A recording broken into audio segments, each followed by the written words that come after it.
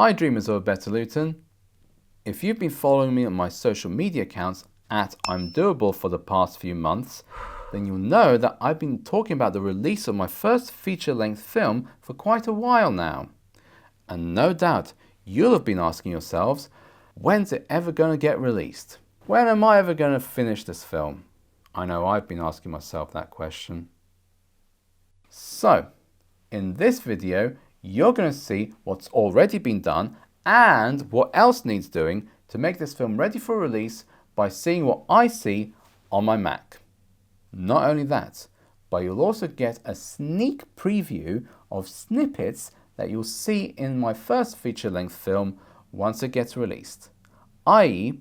the first episode of Dreaming of a Better Luton, or DOABL for short. Here we are. This is Adobe Premiere Pro. If you're already familiar with this software, then you'll know what all these panels are there for and many other things about Premiere Pro. If not, then here's a rundown of the workspace you see, and stick around as I point out other things about this software along the way. Like the yellow cursor, I chose these colors just for this video. This is the timeline panel, which will be the focus of this video.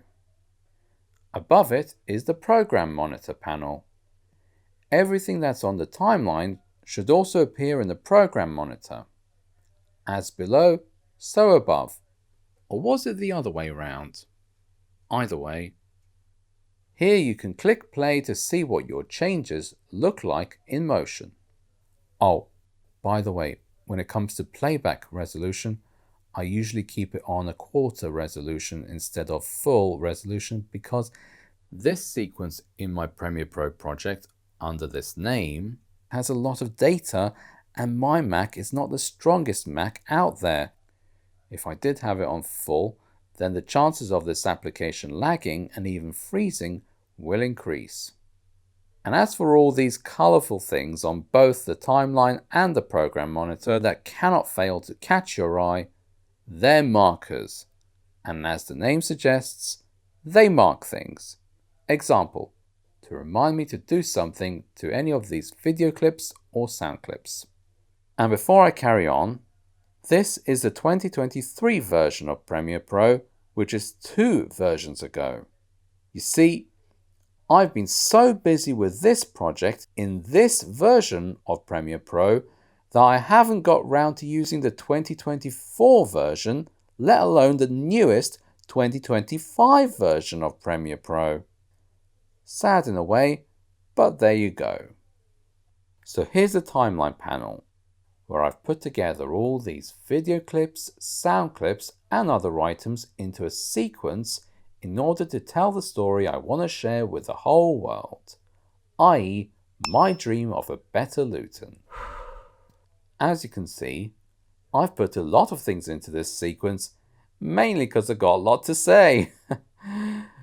All of these items have been slotted into video tracks and audio tracks, respectively listed as V1, V2, etc. and A1, A2, etc. If I may briefly return to the project panel, one of these folders is called Vids, spelled with a Z. Why not? Most of the video files here are raw footage taken on the day of the shoot.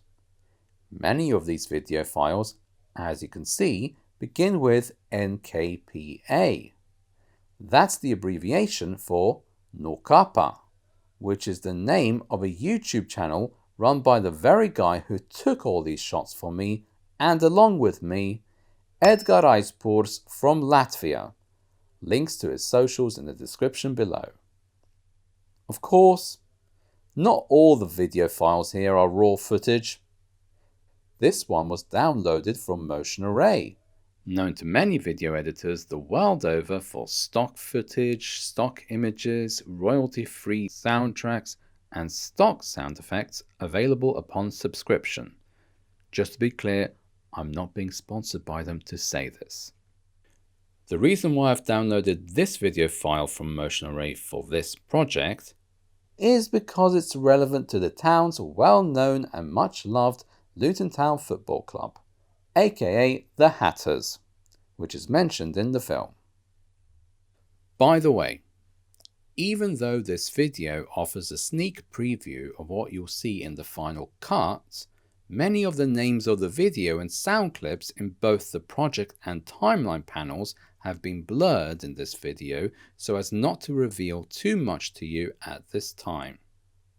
Of course, all will be revealed in the final cut, so don't forget to click the follow button or subscribe button wherever you see it to be notified of its release. Here's me, looking a little bit worried. It was very cold on that day, I'll have you know. Standing on St. George's Square in the centre of Luton, dressed in what I like to call my DOABL uniform. Hey! If you live in Luton, then you'll know that the building behind me and on the right of the screen is the Galaxy Centre, and the one on the left of the screen is Cresta House.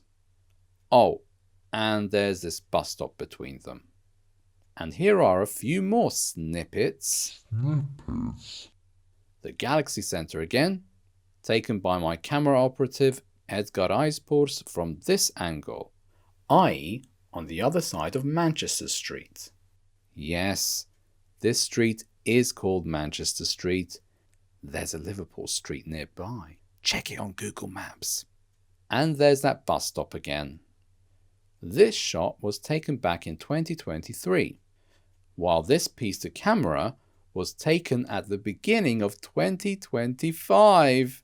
Yes, this film has taken me a long time to put together, but think of it like fine wine, taking time to acquire its taste. That's my excuse. Speaking of putting things together, let me tell you how my film will pan out, section by section. The first minute or so of the film is the intro. No surprises there. Followed by the titles as shown in the intro animation. So here comes another snippet.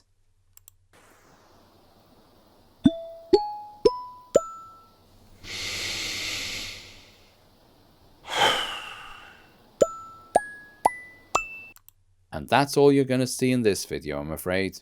So if you want to see the rest of this animation, then you'll have to wait until the first episode of Dreaming of a Better Luton is released. And that means clicking the follow button or the subscribe button wherever you see it.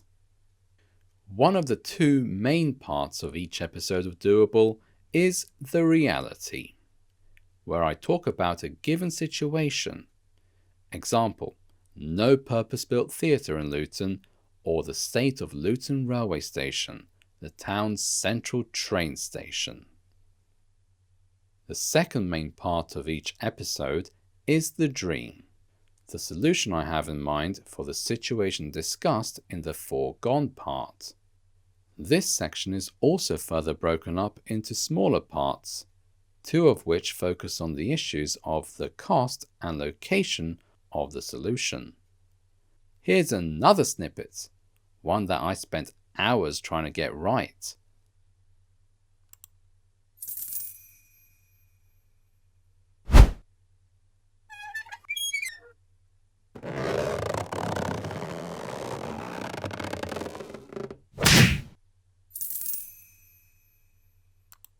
Feel free to rewind it and play it back as many times as you like. Then we wake up and go back to reality, which will provide an analysis and my conclusions about the issues discussed. And then we finish with the closing credits, shown in the outro animation. More on that in a moment. So what's missing from this sequence? What's stopping me from exporting all of this into a video file and uploading it to YouTube? Well, for starters, I still haven't added the highlight of the video to this sequence, which will go into the middle of the dream section. What is this highlight, you must be wondering? Believe it or not, my fellow dreamers, it will be a walkthrough of a building I'd like to see built in Luton. You know, the The sort of thing you see on Grand Designs on Channel 4 and on the B1M online. As it happens, I got linked up with a Year 3 architecture student thanks to the efforts of my talent manager, Tamar Lovindeer-Robinson, links to his socials in the description below, who reached out to a number of university lecturers across the country and struck gold with Baiyan Tong of Loughborough University. The render of this walkthrough, showing the 3D model of this building, has already been produced, and the passage of the script for this walkthrough has already been written. What's left for me to do here is align the walkthrough with the beats of this uplifting soundtrack in the timeline, record myself delivering the lines of that passage of the script, editing the sound the way I've done it for the rest of my voiceover, and then sticking it under the walkthrough, positioning each sentence and phrase where they're supposed to be heard. It will take me some time to do all of this, but you will enjoy the fruits of this labor, I'll make sure of it. Elsewhere, there are a few pictures missing here and there, which are needed to make certain points. They are needed because, without them, the audience would notice something missing in those sections, and I don't want to do that to my audience. The script has been written and narrated for those sections, and at this stage of production, I'm not going to rewrite the script for or re-record those sections again. Besides, having worked on this single video for well over 2 years, what excuse do I have for not getting everything in I need to get in? And lastly, this is where the outro animation should be in the timeline, but it's not there. What's going on? Well, it's mostly done, but it's not yet rendered. What's left for me to do here is reach out to a few people to let them know that I'm going to mention their names in the credits of this film, and if they want me to remove their names, then of course I'll carry out their wishes.